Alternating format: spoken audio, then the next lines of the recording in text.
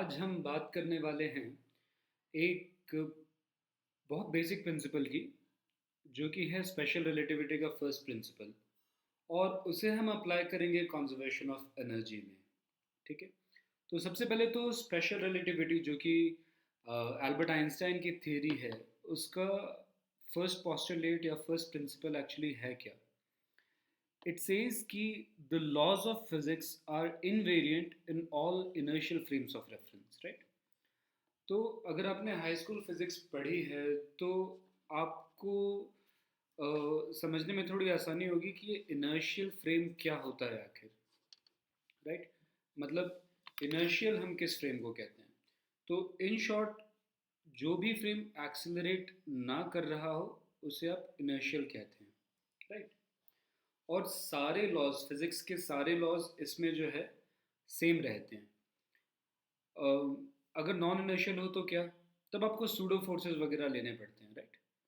खैर, अभी हम बात करेंगे इनर्शियल फ्रेम की। तो हम एक बहुत सिंपल सा एग्जांपल लेंगे जो कि यूजुअली स्कूल्स में हम आमतौर पे देखते हैं। कि मान लो ये एक स्मॉल ऑब्जेक्ट है, कोई एक स्मॉल बॉल है जो आपने हाइट एच से ड्रॉप की है। ठीक है।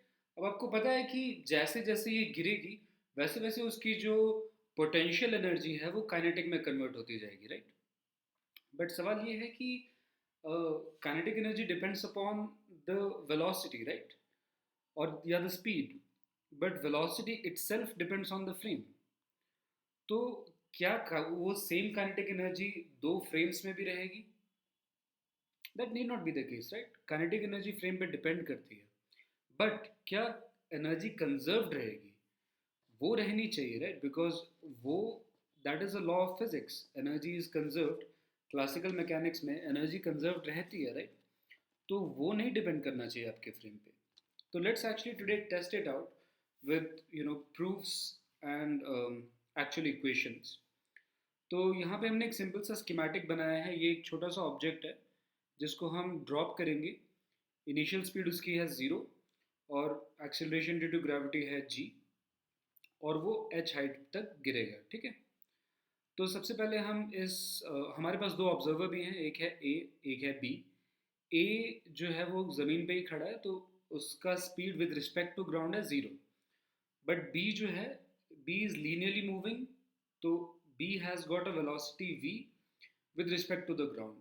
और हम बोलेंगे कि ये v जो है वो यूनिफॉर्म है, मतलब वो चेंज कहीं नहीं हो रहा। ओके। तो पहले ए के लिए देखते हैं, जो कि आसान केस है। तो ए के लिए हमें पता है कि इनिशियल काइनेटिक एनर्जी क्या है। K I is simply 0, right, because initially तो कुछ काइनेटिक एनर्जी है ही नहीं, the body is at rest. Similarly initial potential energy क्या है, वो है एम जी एच, राइट। और जब वो फाइनली नीचे आएगा, जब पूरा नीचे यहाँ तक आ जाएगा, तो आप उसकी स्पीड निकाल सकते हो। आप यूज कर सकते हो v square minus u square equals 2as, right. तो v तो हमें ढूंढना है v, u हो जाएगा 0, और 2 इंटू ए, ए हो गया g, और s हो गया h, राइट। मैंने अभी डाउनवर्ड डायरेक्शन को पॉजिटिव लेके रखा है इस केस में, इसलिए मेरा g और s दोनों पॉजिटिव है। ठीक है। अगर आप अपवर्ड लेते हो तो दोनों नेगेटिव आते, मल्टीप्लिकेशन होके फिर भी वो कैंसिल हो ही जाता। तो बेसिकली आपका वी स्क्वायर जो आता है वो आता है 2gh। ओके। तो फाइनली क्या हुआ, फाइनल काइनेटिक एनर्जी होगी आपकी half m v square, half m, और वी स्क्वायर हम यहाँ से सब्सटीट्यूट कर देंगे 2gh, राइट। और फाइनल पोटेंशियल एनर्जी आपकी सिंपली है 0। तो देख सकते हो कि ये जो है, मतलब टोटल एनर्जी फाइनल पहले भी थी m g h, 0 plus m g h, और वो अभी भी एम जी एच ही रहेगी, right, m g h plus 0। तो इस फ्रेम में ये कंजर्व्ड है। ठीक है। अब हम सेम केस को लेंगे और बात करेंगे कि ये बी के केस में कैसा रहेगा। Okay, right. तो हम क्या करेंगे, अभी हम बी के फ्रेम में जाएंगे, और जब हम बी के फ्रेम में जाएंगे तो हमें सारे ऑब्जेक्ट्स को एक v वेलोसिटी देनी पड़ेगी लेफ्ट हैंड डायरेक्शन में। ऑलराइट। बिकॉज b अपने फ्रेम में रेस्ट पे है, तो b की जो वेलोसिटी ग्राउंड फ्रेम में है ग्राउंड की वेलोसिटी बी के फ्रेम में उसके एग्जैक्ट ऑपोजिट होगी, right? It's basically like saying कि अगर आप ट्रेन में बैठे हो और अगर आपकी ट्रेन आगे बढ़ रही है with respect to the ground, तो आपको देख के ऐसा लगता है कभी कि हम तो वहीं, और मतलब जो है स्टेशन पीछे जा रहा है। तो वही है। अब यहाँ पे देखते हैं कि वो कैसे लगेगा, राइट? तो इस केस में क्या हुआ? सबसे पहली बात, इनिशियल केस। तो पोटेंशियल एनर्जी तो इस केस में भी इनिशियल, पी आई, वो एम जी एच ही है, क्योंकि उसमें कोई बदलाव नहीं आया, हाइट चेंज नहीं हो गई, राइट? अभी काइनेटिक एनर्जी क्या है? तो उसके लिए हम क्या करते हैं, वेलोसिटी को अच्छे से वेक्टर फॉर्म में हम लिख लेते हैं, ठीक है?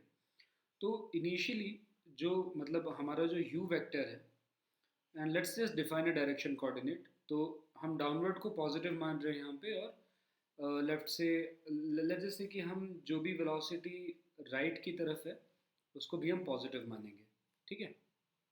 अब बात ये है कि इनिशियली बी के फ्रेम में जो ऑब्जेक्ट है, ऊपर जो छोटा सा बॉल है, उसको ऑलरेडी एक वेलोसिटी मिल जाएगी लेफ्ट हैंड डायरेक्शन में, ठीक है? बिकॉज बी के फ्रेम में बी रेस्ट पे है, तो बी को लगेगा कि बाकी सब पीछे जा रहा है। तो आप क्या लिख सकते हो? आप लिख सकते हो कि initial velocity vector is v along negative I cap, right? J में कोई वेलोसिटी नहीं है, क्योंकि v का जो वेलोसिटी है वो एग्जैक्टली x डायरेक्शन में है with respect to ground, b का जो वेलोसिटी है। तो ये हुआ आपका इनिशियल वेलोसिटी, ओके? टाइम तो मतलब टाइम है, time will not depend upon the frame, classical mechanics में वो होता नहीं है, राइट? एक्सीलरेशन भी सेम ही रहेगा, because this is still an inertial frame. आपको कोई सूडो फोर्स कुछ भी लेने की जरूरत नहीं है, तो एक्सीलरेशन जो है वो it will still be, there is no acceleration in the x direction, और वाई डायरेक्शन में आपका रहेगा g along j cap, alright? Remember हमने जे कैप जो है वो नीचे पॉजिटिव ले रखा है। वो आर्बिट्ररी चॉइस है, आप ऊपर भी ले सकते हो, कोई डिफरेंस नहीं होता उससे।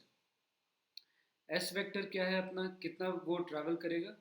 तो मतलब along the y axis, मतलब this will be some value actually along the x axis as well। यहाँ पे भी कुछ एक होगा आई कैप, बिकॉज बी के फ्रेम में इनिशियल कुछ वेलोसिटी है, और कुछ डिस्प्लेसमेंट भी होगा। हम उसको v इंटू टी भी मान सकते हैं, बिकॉज एक्सलरेशन कुछ नहीं है। बट ये हमारा फोकस नहीं है। हम फोकस मेन करेंगे किस पे? हम फोकस करेंगे कि y पे कितना है। तो y पे है h units along j cap, ठीक है? तो इतना अगर हो गया, तो आप क्या लिखोगे? काइनेटिक एनर्जी इनिशियल क्या है? K I is half M U square, right? U square मतलब क्या है? ये वेक्टर है, तो आपको बेसिकली मॉड्यूलस लेके उसका स्क्वायर करना पड़ेगा, which means half m v square, right? तो क्या ये ऑलरेडी गलत हो गया? मतलब बिकॉज उस फ्रेम में तो हमारे पास जो इनिशियल टोटल एनर्जी थी, टोटल मैकेनिकल एनर्जी, वो बस एम जी एच थी। अब यहाँ पे जो है वो m g h plus half m v square है। तो see, you have been told कि kinetic energy depends upon the frame, but the but the conservation of energy should not depend upon the frame, ठीक है? तो आपका जो total initial energy हुआ वो है m g h plus half m v square, okay? अब finally क्या होगा? फाइनली ये जो बॉल है वो ग्राउंड पे आके गिर जाएगा, राइट? तो उस केस में भी अगर हम फाइनल पोटेंशियल की बात करें, तो that is simply m into g into zero, which is a zero. There is absolutely no difference in this with respect to potential energy in this case. But what about kinetic energy, right? तो बात है कि final velocity का क्या expression है? We know that v is equal to u plus a t, right? तो अगर हम उसको अच्छे से लिख लें, तो v मतलब कितना होगा? u, हम मतलब कंपोनेंट बाय कंपोनेंट जाते हैं। v वेक्टर जो मतलब, और ये वाला v, ये वाला v अलग है, मतलब जस्ट ये फाइनल वेलोसिटी है, और ये जो गिवन केस था उसकी वेलोसिटी है, तो they are sort of different. तो इनिशियल मतलब u plus a t, right? तो u का कंपोनेंट क्या है i में? नेगेटिव v प्लस एक्सेलरेशन कुछ है नहीं, राइट? तो फाइनली भी i कंपोनेंट उसका माइनस v ही रहेगा, राइट? अब j कंपोनेंट क्या होगा? इनिशियल वेलोसिटी कुछ है नहीं, ज़ीरो, प्लस ए इंटू टी, ए कितना है जी के बराबर, तो प्लस जी टी जे कैप, ठीक है। तो आपका फाइनल काइनेटिक एनर्जी कितना होगा, half m v square, we square मतलब आप बेसिकली उसका मॉड्यूलस लो, आप इस वी वेक्टर का आपको मैग्नीट्यूड निकालना है और उसको स्क्वायर करना है, या फिर you can think of it as simply v vector dot v vector. In either case आपका जो आंसर आएगा वो आएगा negative v whole square plus g t whole square, right. ठीक है, तो पहले हम टी को भी लिख लेते हैं एच के टर्म्स में। टी कितना होगा, let's just think about it. अगर हम टी का एक्सप्रेशन डिराइव करें from the Y axis, we know that S is equal to U T plus half A T square, right. तो just focus on the Y coordinates, S है H, right. तो H is equal to U, U मतलब zero, तो zero plus half into G T square, right, because acceleration G के बराबर है। तो in short आपका जो टी स्क्वायर है, टी स्क्वायर को आप लिख सकते हो यहाँ से two times h by g, right. तो पूरा का पूरा हम यहाँ सब्सटीट्यूट कर देंगे, तो फाइनल काइनेटिक एनर्जी हुआ आपका कितना, half m v square plus g square t square, right. G square और टी स्क्वायर कितना है, two times h by g, right. तो ये स्क्वायर और जी कैंसिल, फाइनल आपका फिर से एक्सप्रेशन आ गया कितना, अगर आप इसको एक्सपैंड करोगे तो half m v square plus m g h. तो आप देख सकते हो कि इनिशियल टोटल मैकेनिकल एनर्जी और final total mechanical energy, alright, वो सेम ही है, ऑलराइट। और फाइनली पोटेंशियल एनर्जी कुछ है ही नहीं, तो फाइनल पोटेंशियल एनर्जी जो है वो फाइनल काइनेटिक एनर्जी के ही बराबर है। तो हमने क्या प्रूव किया इससे, हमने ये नहीं प्रूव किया कि टोटल मैकेनिकल एनर्जी जो है वो फ्रेम पे डिपेंड नहीं करती, वो करती है, but the total mechanical energy will remain conserve. अगर कोई डिसिपेटिव फोर्स नहीं लग रहा आपका, तो it will remain conserved in any frame, in any inertial frame, alright. मतलब ये हमने प्रूव किया है। तो दैट्स इट, आई होप आपने इससे कुछ सीखा हो। Thank you for your time.